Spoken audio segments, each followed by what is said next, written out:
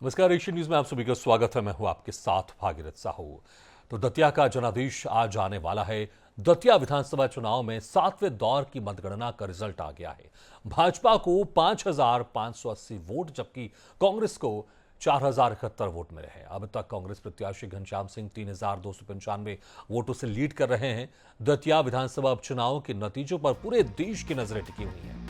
आज सुबह 8 बजे से शासकीय पॉलिटेक्निक कॉलेज स्थित मतगणना केंद्र में वोटों की गिनती जारी है। प्रदेश की सबसे चर्चित सीटों में शामिल दतिया में इस बार करीब 71.44% मतदान दर्ज किया गया था, जिसके बाद अब प्रत्याशियों की किस्मत का फैसला मतपेटियों से बाहर आ रहा है। आपको बता दें कि 7वें राउंड की गिनती खत्म हो गई है और अब भी अगर शुरुआती हम राउंड की बात करें तो वहां पर बीजेपी आगे चल रही थी, लेकिन दतिया में अब कांग्रेस के जो प्रत्याशी है घनश्याम सिंह वो आगे चल रहे हैं। हालांकि अभी भी कई राउंड की यहां पर गिनती बाकी है। टोटल 15 राउंड है जिसकी गिनती यहां पर होगी, लेकिन फिलहाल अभी कांग्रेस के घनश्याम सिंह आगे चल रहे हैं।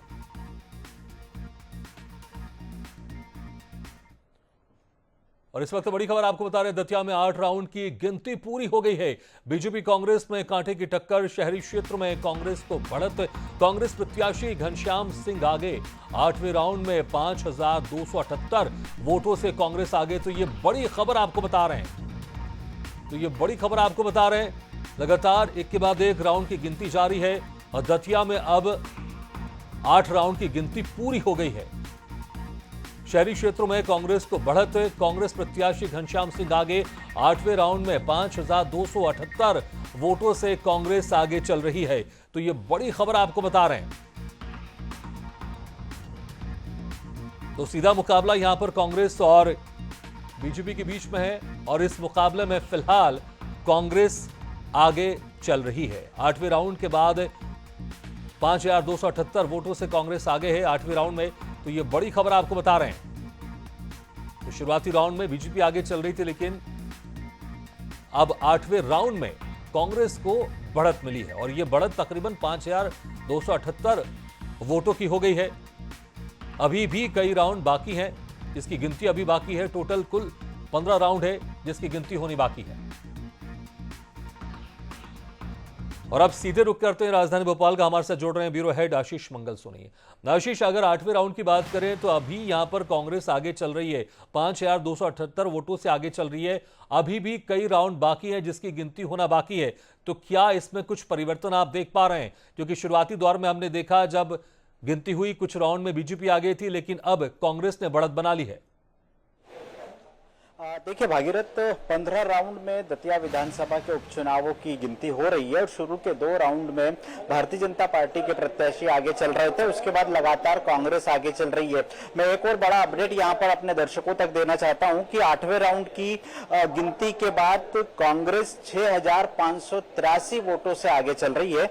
जो 8वें राउंड में 3,540 वोट भारतीय जनता पार्टी को मिले हैं और 6,828 वोट कांग्रेस को मिले हैं। ऐसे कुल कांग्रेस को अब तक 38,264 वोट मिले हैं, जबकि बीजेपी को 31,681 वोट मिले हैं। तो कुल मिलाकर 6,583 वोट से कांग्रेस प्रत्याशी आगे चल रहे हैं और ये 8वें राउंड की मतगणना का रिजल्ट है। इसके बाद 7 राउंड और बचे हैं। अब ये जो तीसरे राउंड से लगातार कांग्रेस प्रत्याशी ने कंसिस्टेंटली बढ़त बनाई हुई है, लगातार बढ़त बनाई हुई है। इस बढ़त को पार पाना, क्या बीजेपी के जो वोट ईवीएम जब रिजल्ट उगल रही है तो क्या बीजेपी के पक्ष में मतदान हुआ है, क्या ये साफ देखने को पता चलेगा अब से कुछ ही देर बाद, जब 2 से 3 राउंड की मतगणना और कंप्लीट हो जाएगी। लेकिन आमतौर पर ट्रेंड जिस हिसाब से होता है कि लगातार जो प्रत्याशी बढ़त बनाए हुए रखता है, उतने वोटों का अंतर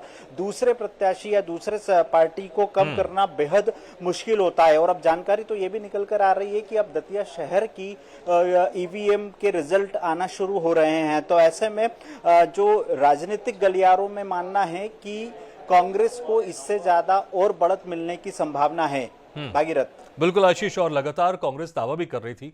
घनश्याम सिंह का कहना है कि हम तकरीबन 12 से 15 हजार वोटों से हम जीतेंगे और कांग्रेस की तरफ से बड़े बड़े दावे किए जा रहे थे। लेकिन अब ऐसा लग रहा है कि कांग्रेस के ये दावे यहां पर फिलहाल अभी तक जो यहां पर रुझानों में आ रहा है, ऐसा लग रहा है कि कांग्रेस उस टारगेट तक शायद पहुंच सकती है।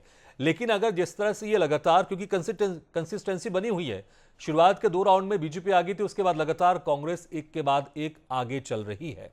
और अभी जो ये बाकी जो ईवीएम खुलना बाकी है, ये भी आपसे जानना चाहेंगे, क्या ये सिर्फ शहरी क्षेत्रों के हैं, बाकी ग्रामीण क्षेत्रों के पूरी तरह से ईवीएम अब खुल चुके हैं, उसकी गिनती हो चुकी है? क्योंकि बीजेपी कहती आई है, ये शुरू में भी कह रही थी जब कांग्रेस आगे बढ़ रही थी कि जब शहरी क्षेत्रों के ईवीएम खुलेंगे तो वहां पर बीजेपी बढ़त बना लेगी। तो क्या अभी सिर्फ शहरी क्षेत्रों के बचे हुए हैं? देखिए, अभी तक जो ईवीएम के रिजल्ट आए हैं वो ग्रामीण क्षेत्रों के और आसपास के दूसरे क्षेत्रों के आए हैं। अब शहरी क्षेत्रों के अलावा कुछ राउंड में ग्रामीण क्षेत्र और आएंगे, लेकिन ज्यादातर शहरी क्षेत्र के राउंड है। तो शहरी क्षेत्र में ये मानना है सियासी पंडितों का, राजनीतिक गलियारों में राजनीति के जानकारों का, कि जिस हिसाब से ट्रेंड रहा है, घनश्याम सिंह जो कांग्रेस के प्रत्याशी है, दतिया शहर का व्यापारी वर्ग घनश्याम सिंह के साथ खड़ा नजर आ रहा था। ऐसे में घनश्याम सिंह को व्यापारी वर्ग यानी शहर के बीच से ही एक बड़ा वोट मिलने की संभावना है। लेकिन ये जब अगले राउंड के रिजल्ट आएंगे तो ये क्लियर हो पाएगा कि क्या वास्तव में दतिया शहर के व्यापारी और दतिया शहर के नागरिकों ने घनश्याम सिंह पर भरोसा जताया, उनके हाथ को मजबूत किया है, या बीजेपी के साथ खड़े नजर आए हैं। क्योंकि अब ये 6000 के आसपास का जो वोटों का अंतर है, ये अगले 7 राउंड में भारतीय जनता पार्टी के प्रत्याशी को पाटना होगा। क्योंकि ये 6 राउंड के बाद फिर जो बैलेट पेपर के पोस्टल जो बैलेट पेपर वाले मतदाता थे, जो कर्मचारियों ने वोट किए, वो 451 है। उनके रिजल्ट सबसे आखिरी में काउंट होंगे। कितने वोट हैं, क्या है, वो आखिरी में काउंट होंगे। लेकिन 6200 का एक बड़ा आंकड़ा है, तकरीबन 6200 का ये बड़ा आंकड़ा है। इसको धीरे धीरे करके यदि बीजेपी प्रत्याशी के पक्ष में मतदान हुआ होगा तो वो पट जाएगा, नहीं तो कांग्रेस प्रत्याशी जीत की तरफ लगातार बढ़ रहे हैं। और यही वजह रही कि बीजेपी मुख्यालय में अभी डिप्टी सीएम जगदीश देवड़ा पहुंचे हैं। इसके पहले तमाम जो बीजेपी के नेता जिन्होंने दतिया में चुनाव मोर्चा संभाला, राहुल कोठारी से लेकर तमाम जो नेता हैं, वो अंदर बैठ के गोल टेबल पर बैठकर परिणामों को देख रहे हैं। अलग अलग टीवी स्क्रीन पर लगातार कार्यकर्ताओं से संवाद बनाए हुए हैं स्थानीय स्तर पर। और उसके बाद अब जगदीश देवड़ा यहाँ पहुंचे हैं बीजेपी में। हालांकि बीजेपी की जो सहयोग सेल है उसमें कार्यकर्ताओं से संवाद करने के लिए वो आए हैं, लेकिन निश्चित तौर पर चुनावी रुझानों पर भी चर्चा करेंगे। बिल्कुल आशीष, अगर देखें अब महज मुश्किल से 7 राउंड और गिनती बाकी है।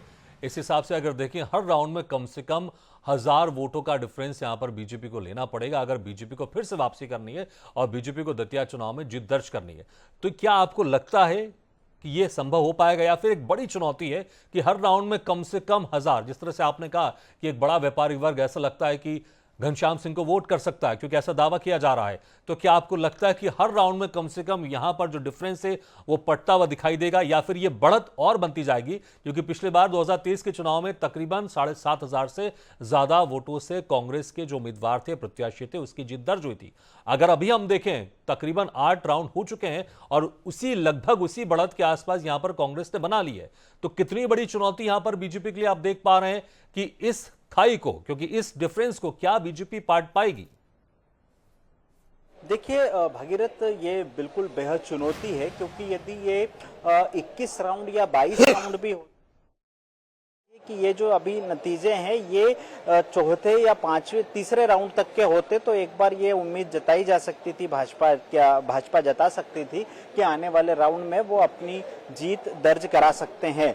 लेकिन ऐसा लग नहीं रहा, क्योंकि अब महज 7 राउंड बाकी है और हर राउंड में 1000 वोट लेना ये दतिया शहर से हो सकता है कि यदि भारतीय जनता पार्टी के कार्यकर्ताओं ने ज्यादा वोटिंग करवाई हो, लोगों को घर से निकालने में कामयाब हो चुके होंगे, या जिस तरह से नरोत्तम मिश्रा वो दतिया में बार बार ये बात चल रही थी कि दादा को टिकट नहीं मिला है, दादा के आंसू झलके हैं, तो दतिया शहर के जो वोटर्स हैं उन्होंने किसके पक्ष में मतदान किया है, ये इन आने वाली जो ईवीएम के रिजल्ट्स हैं इससे साफ देखने को मिलेगा। लेकिन बेहद नजदीकी मुकाबला माना जा रहा है और हर राउंड में 1000 से ज्यादा वोटों का अंतर पूरा करना ये फिलहाल संभव होता नहीं दिख रहा है। बिल्कुल, लेकिन फिर भी अभी देखना होगा, 7 राउंड है, क्या बीजेपी इस चुनौती को यहां पर पार पाती है और क्या ये जो डिफरेंस है बीजेपी इस डिफरेंस को दूर कर पाती है? क्योंकि अभी भी कुछ ऐसे नेता हैं बीजेपी के कह रहे हैं कि हाँ हमारी जीत होगी और अच्छी खासी बहुमत के साथ, अच्छी खासी डिफरेंस के साथ जीत होगी। लेकिन जिस तरह से अभी रुझान आ रहे हैं, जिस तरह से अभी ईवीएम खुलते जा रहे हैं राउंड दर राउंड, उसमें अभी फिलहाल कांग्रेस की बढ़त बनी हुई है। आशीष, लेकिन क्या अगर आजाद समाज पार्टी को हम यहां पर देखें, वो भी बड़े बड़े दावे कर रही थी, लेकिन अच्छे खासे वोट यहां पर वो ले रही है। तो इसमें अगर देखें जो ये वोट किसके कट रहे हैं? क्या बीजेपी के वोट कट रहे हैं या फिर कांग्रेस के वोट कट रहे हैं? अगर कांग्रेस के वोट कट रहे होते तो क्या ये डिफरेंस और बढ़ा हुआ दिखाई देता? अगर बीजेपी के वोट कट रहे होते तो क्या ये डिफरेंस यहां पर उल्टा दिखाई देता? बीजेपी आगे चल रही होती? कितना असर आप देख पा रहे हैं आजाद समाज पार्टी के प्रत्याशी दामोदर के, जिस तरह से मैदान में उतरे थे, कैंपेनिंग भी बहुत अच्छी खासी उनकी चल रही थी और अच्छा खासा वोट प्रतिशत भी उनको यहां पर मिलता हुआ दिखाई दे रहा है? देखिए, आजाद समाज पार्टी ने जो आजाद समाज पार्टी का दामोदर यादव का कोर वोटर रहा है, वो एससी और एससी समुदाय का ज्यादा रहा है। जिसमें एससी समुदाय की बात कर ले, हम जाटव समुदाय की बात कर ले, कुछ यादव समुदाय की बात कर ले, हम जो ओबीसी में आते हैं वो। अब ऐसे में जो दामोदर यादव है, इनके वोट निश्चित तौर पर इन्होंने एक अच्छा वोटों का आंकड़ा लिया है। आमतौर पर तीसरा मोर्चे को इतना बड़ा वोट मिलता नहीं, तकरीबन 10,000 के आसपास उनके वोट आ चुके हैं, वो वोटों की संख्या हो चुकी है। तो निश्चित रूप से ये कहीं न कहीं दामोदर यादव ने बीजेपी के वोट ही काटे हैं, जिसका खामियाजा ये पिछले तीसरे राउंड से लेके 7वें राउंड तक हमको देखने को मिला। क्योंकि ये परंपरागत तौर पर बीजेपी के साथ खड़े नजर आते थे, लेकिन अब चूंकि दामोदर यादव ने जिस हिसाब से प्रचार किया, लोगों को जो वादे किए होंगे, और आमतौर पर चुनाव में जो मतदाता होते हैं वो नेता के या प्रत्याशी के दावों पर, उसके वादों पर खास तौर पर फोकस करते हैं। तो ऐसे में उन्होंने एक हो सकता है कि एक क्षेत्र विशेष के मतदाताओं के सामने अपनी बातें रखी और वहां से दामोदर यादव को खास वोट मिले हैं। लेकिन ये बिल्कुल कहा जा सकता है कि जितने वोट दामोदर यादव को मिले हैं अब तक, वो लग रहा है कि वो बीजेपी के हिस्से से ही कम हुए हैं। ठीक है, और इस वक्त हमारे साथ बीजेपी से डॉक्टर रश्मि अग्रवाल जी जुड़ गए हैं, जो बीजेपी प्रवक्ता हैं। रश्मि जी, स्वागत है आपका। रश्मि जी, क्या अभी भी उम्मीद बाकी है? क्योंकि 8 राउंड की गिनती हो चुकी है और तकरीबन 6,500 वोटों से यहां पर कांग्रेस आगे चल रही है। आपको लगता है कि जब पूरी तरह से 15 राउंड की गिनती हो पाएगी तो इसमें कुछ उलटफेर दिखाई देगा? 8 राउंड हुए हैं, 7 राउंड और बाकी है, और चुनाव और मतगणना एक ऐसी अनिश्चित चीज है जो हमें भी नहीं पता, आपको भी नहीं पता कि हमारे सम्मानीय देवतुल्य मतदाता ने किसके फेवर में वोट किया है। घटत और बढ़त हर चुनाव में लगी रहती है। ये जो आ रहे हैं ये शुरुआती रुझान जैसे है, और हमें उम्मीद है जिस तरह से रश्मि जी, हमारे लेकिन अब शुरुआती नहीं रह गए, क्योंकि 15 राउंड की गिनती थी, उसमें से कम आधे से ज्यादा यहां पर 8 राउंड की गिनती हो चुकी है, तो आधे से ज्यादा तो गिनती यहां पर हो चुकी है। बिल्कुल, मैं आपकी बात मान रही हूँ, आपकी बात से सहमत हूँ पूरी तरह से। मैं स्वयं भी कह रही हूँ कि आधा गिनती हो चुकी है और अभी 7 राउंड बाकी है। हम नहीं कह सकते कि हमारे देवतुल्य मतदाता ने किसे वोट किया है, लेकिन हाँ, उम्मीद हमें भी है। हमारे कार्यकर्ताओं ने पूरी निष्ठा से कार्य किया है और भारतीय जनता पार्टी को हमेशा मध्य प्रदेश की जनता ने शिरोधार्य किया है। हमें पूरी उम्मीद है कि दतिया में हमें भी बढ़त मिलेगी, हमें भी जीत मिलेगी। ठीक है, अभी भी आप उम्मीद कर रहे हैं। प्रज्ञा जी भी इस वक्त हमारे साथ जुड़ गई। प्रज्ञा फिलिप, कांग्रेस प्रवक्ता, आपका स्वागत है। प्रज्ञा जी, जिस तरह से लगातार आप लोग दूसरे राउंड के बाद तीसरे राउंड में, चौथे राउंड में और अभी तक 8 राउंड की गिनती हो चुकी है, अब कंसिस्टेंसी यहां पर बढ़त बनी हुई है, क्या ये बढ़त बनी रहेगी आपको लगता है? और अगर बढ़त बनी रहेगी तो कहां तक जाएगी? आपके नेता दावे तो बड़े बड़े कर रहे हैं, 12,000 15,000 के, क्या ये दावे वहां तक पहुंच पाएंगे? क्योंकि अभी भी बीजेपी की जो प्रवक्ता है, बीजेपी के नेता है, उम्मीद कर रहे हैं कि इस डिफरेंस को खत्म करके बीजेपी फिर से विजयी होगी।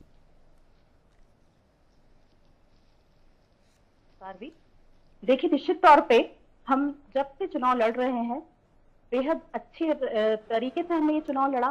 संगठन पूरा हमारा साथ था और हम तो ये पहले ही कहते आए हैं कि जीत तो सुनिश्चित है। आंकड़ों में अंतर हो सकता है और जो 12,000 15,000 20,000 हम ये नहीं कहते, लेकिन हाँ, जो भी होगा वो कम से कम अगर मार्जिन भी होता है, लेकिन जीत हमारी होनी है। और ये तो अभी मतगणना चल ही रही है, जबकि राउंड अभी बाकी है, 7 राउंड और बाकी है, तो घंटे दर घंटे ये पता चलता रहेगा कि हम कहां पर हैं, लेकिन जीत तो निश्चित रहेगी। ठीक है, आप कह रहे हैं जीत तो निश्चित होगी। ठीक है, रश्मि जी, देखिए कांग्रेस की तरफ से तो यही कहा जा रहा है कि अब ये कंसिस्टेंसी बनी रहेगी और जीत कांग्रेस की होगी, लेकिन अभी तक जो जो आंकड़े हमारे पास है, कहां कमी रहेगी ऐसा लगता है? क्योंकि हमने देखा इस बार पहले के मुकाबले 2023 के मुकाबले तकरीबन 9% वोट भी यहां पर कम हुए और महिला वोटर्स भी 2023 के मुकाबले इस बार घर से बाहर कम निकली और उनके वोट प्रतिशत में भी यहां पर कमी आई।